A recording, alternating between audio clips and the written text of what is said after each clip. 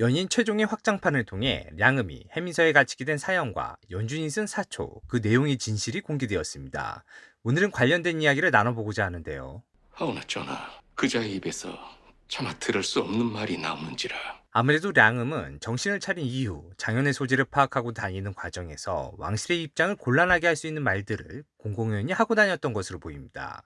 결국 광군에게 잡힌 량음이 소현세자의 사람이었기에 함부로 조치할 수 없었던 김자점은 효종에게 해당 사실을 고한 것이고, 효종은 하나 남은 형님의 사람을 죽일 수 없다 판단, 량음을 죽이지 않는 대신 더 이상 빛을 보지 못하도록 해 량음의 입을 막았던 것인데요. 하여 량음은 지평 신이르부부터 이장현의 죽음 사실을 알기 전까지 해민서에 갇혀 있었던 것이죠.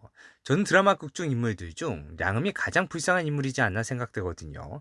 그 이유는 오매불망 한 사람만 보아왔던 량음, 최종의 확장판에서조차도 결국 자연이 살아있음을 끝끝내 알지 못한 채 드라마가 정리되었습니다. 물론 길치와 장현이 결국 재회하였고 정신을 차린 장현이 량음을 찾아 나섰을 것이란 상상은 할 수 있으나, 장현을 그리워하며 같이 살자 제안받은 량음은 다음날 흔적도 없이 사라지거든요. 장현 대신 죽으려 했던 인물 량음, 그런 그가 신입으로부터 알게 된 장현의 사망 소식을 길치로부터 확인하였으니 그 이후 량음의 행보를 그가 살아있을 것이라 낙관하기엔 어려움이 있을 것 같습니다. 어찌 보면 길체와 량음의 관계도 참 더럽게 꼬인 인연인 것이, 길체는 극중 량음으로부터 장현의 사망 소식을 사실처럼 인지한 후 구원무와 혼인을 하는 선택을 하게 되거든요.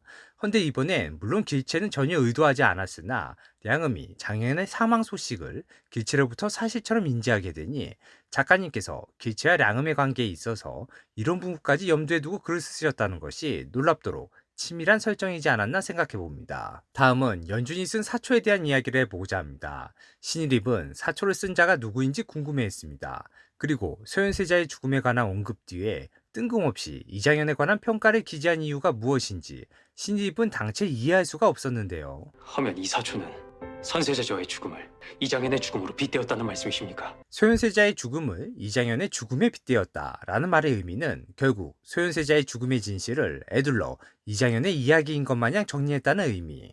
이 사초에 따르면 이장현을 죽인 것은 그의 아비인 장철. 결국 아버지에게 죽임을 당한 이장현의 이야기를 소현세자의 죽음 언급 뒤에 뜬금없이 적어놓은 이유는 실상은 소현세자의 죽음이 그의 아비 인조에 의함이었다는 진실을 사초에 남기기 위함이었던 것이죠. 이러한 이유로 이 사초의 내용은 실록에 실리지 못했던 것이고 버려졌던 것이었습니다. 드라마 연인 그간 공개되었던 소재 하나하나, 인물 하나하나가 어느 것 하나 의미 없이 허투루 등장했던 것이 없었다는 사실이 참으로 놀라운데요. 다만 개인적으로 아쉬웠던 점은 이번 공개된 최종 확장판에서 생각보다 길치와 장현이 제외하는 데 있어서 상당히 오랜 세월이 흘렀다는 것이 확인된 점입니다. 지평 신일입이 량음을 찾아간 해가 효종이 즉위하고서도 10년이 되는 해, 그렇다면 길체가 장현을 찾게 되는 것이 이보다 훗날이란 이야기인데, 장현이 생존해 길치와 제외한 해피엔딩의 결말까지 깊은 일이었으나, 어찌 보면 드라마 연인이 큰 인기를 끌고 많은 대중이 장현과 길치의 해피엔딩을 기대했기에 이러한 기대에 부응하기 위해 다소 억지 설정이 들어간 것은 아닌가 싶은데요. 하지만 저는 개의치 않습니다. 어찌되었건 개인적으로는 장현과 길치가 함께하는 결말이면 되기 때문입니다. 명작 드라마 반열에 오른 연인, 최종의 확장판까지 준비해주신 제작진에게 감사의 말씀 올리며 오늘의 영상 마칩니다. 시청해주셔서 감사합니다.